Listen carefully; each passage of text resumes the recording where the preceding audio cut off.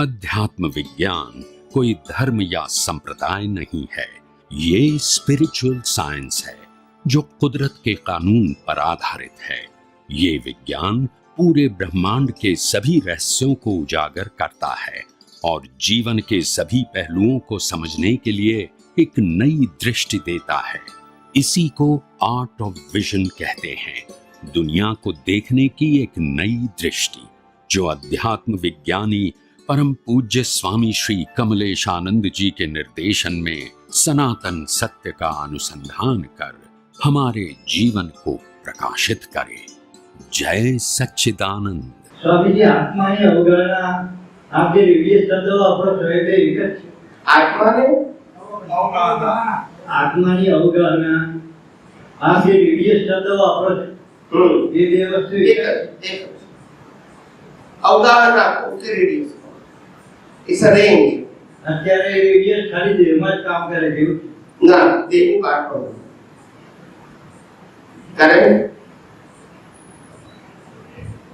દેહનું કારે કામ કરે એ વાતાવરણ દ્વારા એ કામ કરે, વિચારો દ્વારા એ કામ કરે, સ્પીચ દ્વારા એ કામ કરે અને એક્શન દ્વારા એ કામ કરે। ઓકે, રેડિયસના પ્રકારો જુદા જુદા હોય। કોઈને આપણે કહીએ 50 ફૂટ દૂર હોય ને આપણે કહીએ કે અકલ વગરનો છે તોય રેડિયસ કામ કરે, બોલતા નથી કરે ને, એવું છે। એ વાણીની રેડિયસ, પછી એક્શનની, એ બી થોટની હોય। બધી અલગ અલગ પ્રકારની રેડિયસ હોય, ઇફેક્ટની રેડિયસ અલગ અલગ હોય। જ્ઞાની પુરુષ હોય એની પણ રેડિયસ હોય, ભયંકર ક્રોધિત હોય અંદરથી એની રેડિયસ હોય, ભયંકર રાગી હોય એની પણ રેડિયસ હોય, અને વિતરાગી હોય એની પણ રેડિયસ હોય। બધાની રેડિયસ હોય। રેડિયસ એટલે કે they create the environment। શું કરે? નથી કહેતા કે આ માણસ આવે ને બધું વાતાવરણ ખરાબ કરી નાખે, ના આ માણસ આવે ને બધા ટુકડા ટુકડા ભેગા કરી નાખે। they create the environment। બન્યું ફિઝિકલ ફોર્મમાં બન્યું તે કુદરતી રચના છે, પણ એના દ્વારા જે એન્વાયરમેન્ટ ઊભું થયું એને રેડિયસ કહેવાય। શું કહેવાય? અનુભવી જ્ઞાની પુરુષની હાજરીમાં આપણા મન એકદમ શાંત થઈ જાય, સમાધાન સ્વરૂપ થઈ જાય, એને રેડિયસ કહેવાય। શું કહેવાય? અને બિન અનુભવી પાસે 500 પ્રશ્ન પૂછો તો એ કન્ફ્યુઝન એનું એ જ રહેશે, એ રેડિયસ કહેવાય। દરેકની પોતાની નેગેટિવ, પોઝિટિવ અને સ્પિરિચ્યુઅલ, વિતરાગી, રાગદ્વેષ વર્ત રેડિયસ હતું। રેડિયસ એટલે they create the environment। આ દેવ દેવીઓ જે પ્રાકૃતિક શક્તિ છે એટલે કેવી રીતના શક્તિ વિશે આપણે ઉપયોગ એટલે કેવી રીતના હોય છે? દેવી દેવતાઓ આ શું પ્રશ્ન છે? જે દેવી દેવતા હોય છે એટલે દેવતાની દેવીઓ તે પ્રાકૃતિક શક્તિ તારકે છે એમને, એટલે કેવી રીતના શક્તિ હોય છે? પ્રકૃતિને હેલ્પ કરે, આ પ્રકૃતિને હેલ્પ પ્રકૃતિ દેવી દેવતા એ બધા ઓન ડ્યુટી હોય। શું છે એ? જેમ વિતરાગ શાસન દેવ દેવતા હોય એ મોક્ષ માર્ગ માટે લાયક અને સહાયક સંજોગોમાં હેલ્પ કરે। નિષ્પક્ષપાતી હોય એ પ્રકૃતિને એન્કરેજ કરવા માટે હેલ્પ કરે। અને ક્ષેત્ર રક્ષક દેવો હોય એ ઝોનલ દેવો હોય, એ જે તે ઝોનની અંદર જેનો હિસાબ હોય એ પ્રમાણે એને હેલ્પ કરે। સમજાય છે? તો બધા ઓન ડ્યુટી હોય। કેવું છે? કોઈની પાસે ફ્રીડમ ના હોય। શું ના હોય? કુદરતના કાનૂન પ્રમાણે એ લોકોને એલોટેડ ડ્યુટી હોય, નેચરલ એલોટેડ। કેવું હોય? કોઈ વ્યક્તિએ એલોટ ના કરી હોય। સમજાય છે? કુદરતી કાનૂનના ભાગ રૂપે એને રોલ ભજવવાનો હોય, because they are the superhuman, not human। સમજાય છે? એના માટે પુણ્ય જોઈએ ને? જોઈએ। તો હેલ્પ કરે છે તો ના દેવલોકમાં જવા માટે પુણ્ય જોઈએ, અને તમને હેલ્પ કરે તમારા પુણ્યથી કરે, એનાથી ના કરે।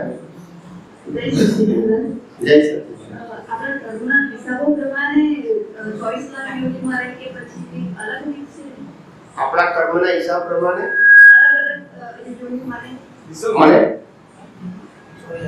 એટલે આપણે ચાર પગવાના થઈએ, આપણા કર્મોમાં હોય તો એ હિસાબ પ્રમાણે થાય કે પછી બીજી રીત છે? હિસાબ પ્રમાણે કરવો. બધું હિસાબ પ્રમાણે, બે પગે હિસાબ પ્રમાણે, ચાર પગે હિસાબ પ્રમાણે, નરગતિ હિસાબ પ્રમાણે, દેવલોકે હિસાબ પ્રમાણે, આ ચાર પાંચ થાય એ હિસાબ પ્રમાણે, બધું હિસાબથી જ છે. ને આપણાને કશું એ ના ખબર જ નથી, સાયન્સ ખબર જ નથી, પણ મને ખાલી એટલું ખબર છે કે હું સુધારમાં છું ને સુધારના જોયા કરું છું. તો મને સાયન્સ સુધાર ખબર છે, શબ્દો વધારે ખબર નથી.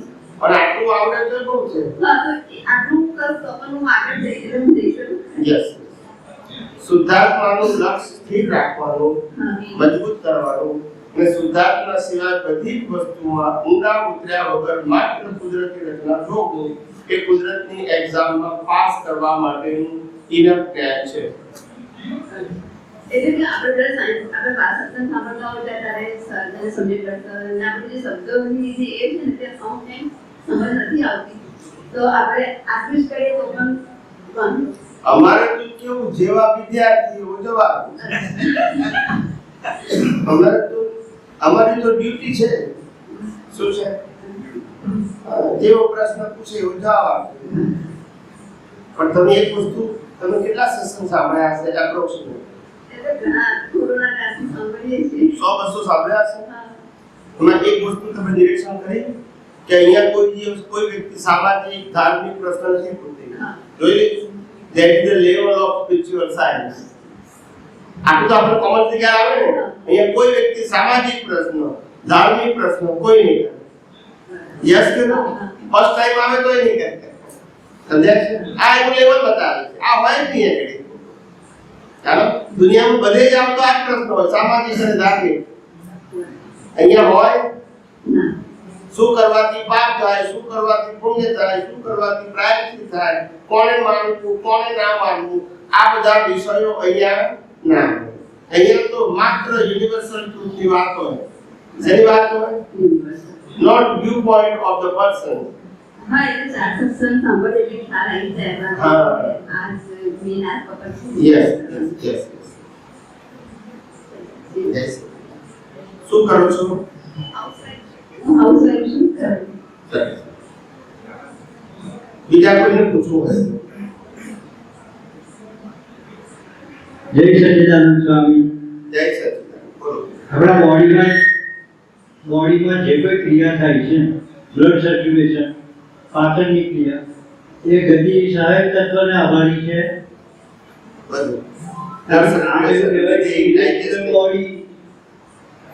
ઇલેક્ટ્રિકલ બોડીના કારણે ક્રિયાઓ થાય તો એ બે વસ્તુ અલગ. ઇલેક્ટ્રિકલ બોડી એ પાવર છે. શું છે? પાવર. જેને જ્ઞાન તંતુ કહેવાય. શું કહેવાય? આ ડોક્ટરને પૂછ્યું કે તમને કહેશે જ્ઞાન તંતુ. એક રક્તવાહિની હોય અને એક જ્ઞાન વાહિની હોય. જ્ઞાન વાહિનીનું કામ જ્ઞાનને વહન કરવાનું, રક્તવાહિનીનું કામ રક્તને વહન કરવાનું. એમાં જ્ઞાન ના હોય. સમજાય છે? એ જૂના કોષોને નવા કરે, જૂના કોષોને નવા કરે, રિફ્રેશ કરે. ને જ્ઞાન તંતુ એટલે મેસેજ પહોંચાડવું. કોઈ અહીંયા આગળ આમ દબાવે ને તો અહીંયા મેસેજ પહોંચી જાય. સમજી જાય? એ જ્ઞાન તંતુ કહેવાય. જ્ઞાન એ ઇલેક્ટ્રિકલ બોડી કહેવાય. શું કહેવાય? ઇલેક્ટ્રિકલ. એ ઇલેક્ટ્રિકલ બોડી ત્યાં બધું થાય. હવે જે પાર્ટમાં ઇલેક્ટ્રિકલ બોડી બંધ થઈ જાય એટલે લખવા થઈ જાય, પણ બ્લડ તો ફરે. સમજાય છે? લખવા થાય એટલે બ્લડ ફરે, પણ સેન્સ ના. જો બ્લડ ના ફરે ને તો પછી જળ થઈ જાય, તો પછી વાસ મારે છે, મળતા મારે, પણ મળતું નથી. જ્ઞાન તંતુ ખરા ડિસ્કનેક્ટ થઈ ગયા છે. બ્લડ સર્ક્યુલેશન તો ચાલુ છે. સમજાય છે? બધું સાયન્સ સમજવું પડે. બધું આ તો જેવા પ્રશ્ન એવા જવાબ. અમારે તો આ દર્શન છે એટલે જવાબ આપીએ, પણ બધી વસ્તુ જાણવી બધાને જરૂરી નથી. પણ જેને રોગ હોય તો દવા લઈ લે. શું કીધું? નિરોગીને દવાની જરૂર નથી, પણ રોગીને દવાની રોગ મટાડવા માટે જરૂર છે. સમજી ગયા? એટલે દવા લેવી કે નહીં એ પ્રશ્ન અસ્થાને છે. રોગ છે તો દવા લેવી, રોગ નથી તો દુકાને જવાની કે ડોક્ટર પાસે જવાની જરૂર નથી. પણ એ તમારા ઉપર ડિપેન્ડ છે. એ ડોક્ટરને દવા ઉપર ડિપેન્ડ નથી, આપણા ઉપર છે. રોગ હોય તો દવા લઈ લેવી. શું છે? પ્રશ્ન હોય તો પૂછી લેવું, ના હોય તો ઊભો કરવાની જરૂર નથી. જે જાણવું હોય, ક્યુરિયોસિટી હોય, અથવા તો પઝલ હોય, અથવા તો કન્ફ્યુઝન હોય, તો સોલ્યુશન લઈ લેવું, ના હોય તો જરૂર નથી. આ જગતમાં કુદરતના નિયમ પ્રમાણે કર્મ ભોગવી રહ્યા છે પાપ અને પુણ્યના, તો કર્મો બંધાયા કેવી રીતે? કર્મો બંધાય છે ભાવથી. શેનાથી બંધાય? ભાવ. જેને ઇંગ્લિશમાં ઇન્ટેન્શન કહેવાય. શું કહેવાય? ઇન્ટેન્શન જે ક્રિએટ અ ન્યુ કોઝ. ભાવથી ભાવ છે, ક્રિયાથી ભાવ નથી. જેવો ભાવ તેવો ભાવ. સાંભળ્યું છે કે નહીં? જેવી મતિ એવી ગતિ. મતિ એટલે ઇન્ટેન્શન. સમજાય છે? મન વચન કાયા એ કર્મ ભોગવવાનું સાધન છે, અને પ્રતિષ્ઠિત આત્મા એ કર્મ બાંધવાનું, કૌશમાં ભાવ કરવાનું સાધન છે.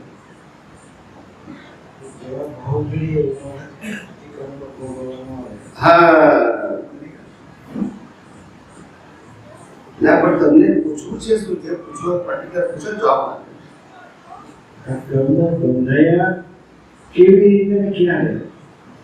કર્મો બંધાઈ જ રહ્યા છે. અંદર કર્મ બાંધવાની પ્રક્રિયા ચાલુ છે અને બહાર ઉકલવાની નોન સ્ટોપ ચાલુ છે. બે પ્રક્રિયા પેરેલલ ચાલે છે, એક આઉટ અને એક ઇન. એ ભોગવવાના અત્યારે કે પછી ફરી જન્મ લઈએ ક્યારે? અત્યારે જે ભોગવીએ છે મન વચન કાયાથી, એ 100% કર્મો ગયા આવતાના છે. અને અત્યારે જે બાંધી રહ્યા છો એ 100% નેક્સ્ટ વર્લ્ડમાં ભોગવવાના છે. ભાવથી જે ભોગવીએ. હા, ભાવથી જે બાંધો છો તે. હવે જે કન્ફ્યુઝન હોય તો પૂછો, વાંધો નથી. મને જરા વિસ્તારથી કહો. એવું છે કે આ જન્મથી મોત સુધી મન વચન કાયાથી જે ભોગવીએ છે એ બધું કર્મ ફળ છે. એ ગયા અવતારના કર્મોનું શું છે? ફળ છે. સમજી ગયા? એ ફળ ભોગવતી વખતે અંદર જે ઇન્ટેન્શનથી, ભાવથી જે રાગદ્વેષ કરો છો, જે માલિકી ભાવ કરો છો, જે કર્તા ભાવ કરો છો, જે ભોગતા ભાવ કરો છો, અંદર એ નવા કર્મો બાંધવાની પ્રોસેસ છે. સમજાય છે? ભોગવે છે શરીર અને મારે છે લાઈ પ્રતિષ્ઠિત આત્મા. મેં ભોગવ્યું, મેં કર્યું, મારું છે, મને કહ્યું. આ રોંગ બિલીફ થી કર્મ બંધાય છે. મન વચન કાયાથી કર્મ બંધાતા, મન વચન કાયા કર્મ ભોગવવાનું સાધન છે, અને રોંગ બિલીફ રૂપી અજ્ઞાન એ કર્મ બાંધવાનું સાધન છે. પેલું ભોગવવાનું ને પેલું બાંધવાનું. સમજાય છે? તો પાપ પુણ્ય બંને આવી ગયા. એક પાપ એક પછી કર્મ બંધાય ને પાપ કો, પુણ્ય કો, શુભ કો, અશુભ કો, જે ટાઇટલ આપવા હોય આપો. સારું કો, ખરાબ કો, કર્મ સારું, કર્મ ખરાબ, જે બોલવું એ બોલો, પણ કર્મ બંધાય છે. સમજાય છે? નામ જે આપવું હોય આપો. નામની સાથે લેવા દેવા નથી. કર્મ બંધાય છે. અને ઇંગ્લિશમાં એક કહેવાય એને સફરિંગ, ગુજરાતીમાં એને કહેવાય ભોગવટો. એ ભોગવટાના બે પ્રકાર, સાતા વેદનીય અને અસાતા વેદનીય. ખ્યાલ આવ્યો? સાતા વેદનીય એટલે ગમતું, સુખવાળું, અસાતા વેદની એટલે ના ગમતું દુઃખવાદ બંનેનું એક નામ વેદનીય કર્મ એને ઇંગ્લિશમાં કહેવાય કર્મ ઓફ સફરિંગ ટાઇટલ તો આપણા માટે છે સુખ દુઃખ આપણે માનીએ છીએ કુદરત તો રિઝલ્ટ આપે છે સમજાય છે પાપ પુણ્યનો માઇનસ થાય નહીં પ્લસ માઇનસ ના થાય આ બેંકની પાસબુક નથી કે થાય સમજાય છે એટલે વાઈફ સાથે તમે જેટલા સુખના સંજોગો કર્મો બાજાવો એ સુખના ભોગવવાના ને જે દુઃખના બાજાવો એ દુઃખના ભોગવવાના પ્લસ માઇનસ ના થાય બોલતા નથી ખ્યાલ આવે કે પ્લસ માઇનસ કરે તો તમને માઇનસ જ કરી નાખે તમે પ્લસ પણ ના આવો કોઈ દિવસ ગમે બધા પ્લસ માઇનસ અલગ અલગ બધા રામને પણ અલગ અલગ પ્લસ માઇનસ બધા કશું પ્લસ માઇનસ સામ સામે all the transaction is separate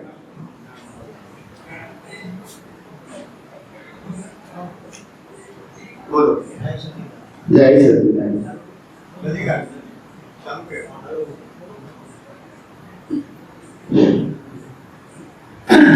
મારો સ્વામી પ્રશ્ન એવો છે કે ત્યાં કુંડલની શક્તિ છે જે વૈદિક પરંપરામાં એવું કહેવામાં આવે છે કે જે 7 ચક્ર છે એ વૈજ્ઞાનિક દ્રષ્ટિએ કેવી રીતે સમજ બીજું છે કે એ લોકો એવું કહે કે જ્યાં સુધી ચક્રો શુદ્ધ ન થાય ત્યાં સુધી આપણું જે અંતસ્કરણ છે એ શુદ્ધ ન થાય અને અંતસ્કરણ જ્યાં સુધી શુદ્ધ ન થાય ત્યાં સુધી શુદ્ધ ભાવ ન થાય એટલે આપણે મોક્ષમાં લાયકનું સહાયક જે ભાવ કરવાના છે એના સંદર્ભે આ કુંડલીની શક્તિ કહીએ કે ચક્રો કહીએ એનો શું રોલ છે ચક્રો ક્યાં છે જે છે ક્યાં છે એટલે એ લોકો એવું કે ફિઝિકલ નથી આપણું છે ફિઝિકલ કે નોન ફિઝિકલ ક્યાં છે એ કરોડરજ્જુની અંદર છે એવું એમાં આવે છે કે આપણે મૂલાધાર ચક્ર કે ઊર્જા છે એ મૂલાધાર ચક્રમાં છે પણ ડોક્ટર જોઈ ના શકે ડોક્ટર જોઈ છે બરાબર છે અને એને સહસ્ત્રા ચક્ર સુધી પહોંચાડવાનું છે આ યાત્રા છે જેથી સહસ્ત્રા ચક્ર ઊર્જા પહોંચી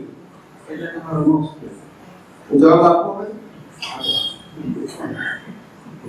આ ચક્રો is one kind of stage of your different development એને નામ આપે છે જૈનોમાં 14 કુંઠાળા છે આ લોકો વેદાંતમાં 8 ચક્રો છે but it's a title of your development બીજું કશું આ લોકો 8 ભાગ કર્યા અને 14 it's a title of your development it's not physical એટલે એ કોઈ આ મંત્રથી કે આ શુદ્ધિકરણ થાય એવું કઈ સાયન્સ પછી આ લોકો બધું ઊભું કરે છે જે મારું કે તપ જપ કરવા કે આ લોકો મંત્રથી નિયત નથી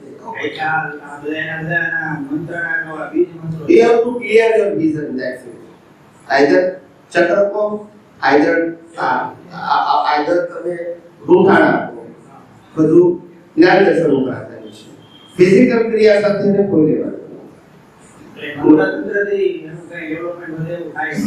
કશું ના એટલું પાપ પુણ્ય નાખે એને અજ્ઞાન સાથે એને અજ્ઞાનને ઇરેઝ કરવા સાથે યુનિવર્સલ ટ્રુથ સાથે કોઈ લેવાનું તમારે અજ્ઞાન નાશ કરવો હોય તો યુનિવર્સલ ટ્રુથની હેલ્પ લેવી પડે there is no any other substitute either તમારે ચક્રોનું ડેવલપમેન્ટ કરવું હોય તો યુનિવર્સલ ટ્રુથ જોઈએ અને ગુંઠારાથી ડેવલપ કરવું હોય તો યુનિવર્સલ ટ્રુથ જોઈએ અને મંત્ર તંત્ર ક્રિયા પાપ પુણ્ય ધર્મ અધર્મ સાથે કોઈ પણ એના એટલા બધા શાસ્ત્રો છે એટલી બધી વિધિઓ વિગતો છે તેમાં કંઈક તો સાયન્સ હોવું જોઈએ છે ને એ સાયન્સ છે કે તમે પૂછાઈ જાવ એ સાયન્સ ઉપર જાવ તો અમને ના પડે એ સાયન્સ બસ અને સમજાવનારને ના પડે ને સમજનારને ના પડે એ સાયન્સ કોઈ નિકાલ ના આવે નિકાલ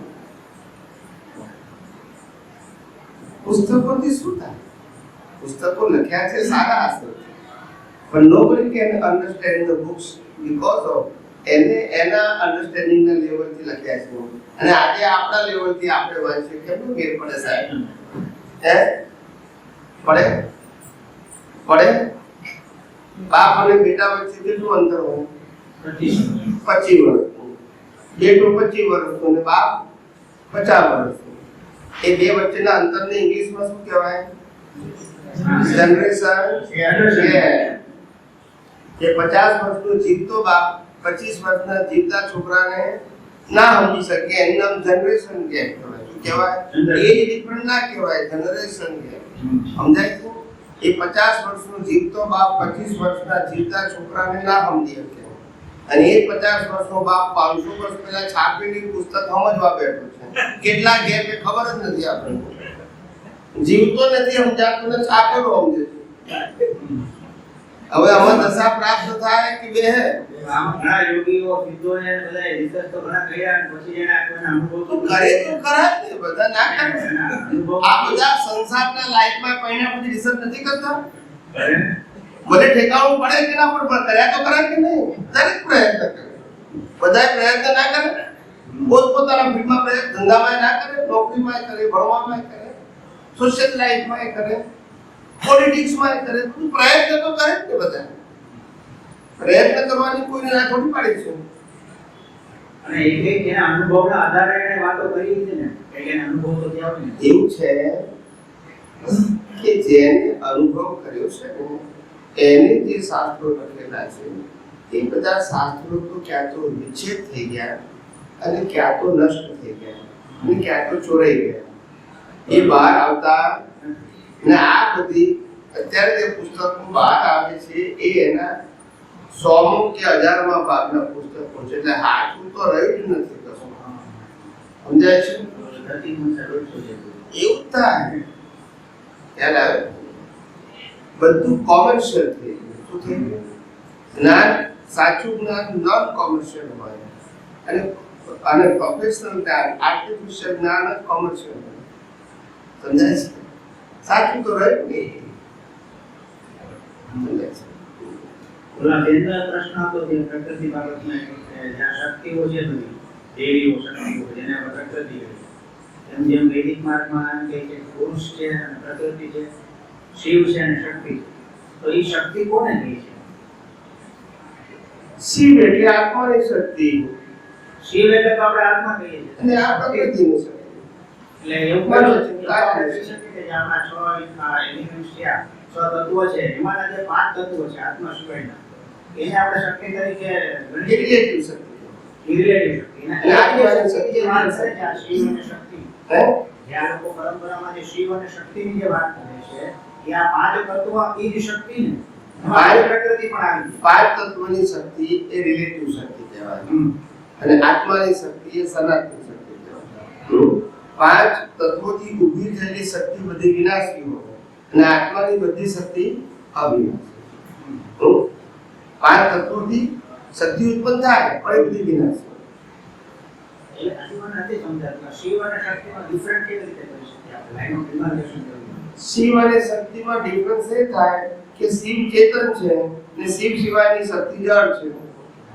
એવી છે એ પ્રકૃતિ અને પુરુષ જેને કહે છે મૂળ પુરુષ અને પ્રકૃતિ. આખું જગત જળ શક્તિમાં ગુંચાયું છે. ચેતન શક્તિ તો ખબર જ નથી. ચેતન શક્તિ જે પુરુષ જેને કહે છે પુરુષ અને પ્રકૃતિ. ચેતન શક્તિ એ પુરુષ છે, અને પ્રકૃતિની શક્તિ છે એ જળ છે.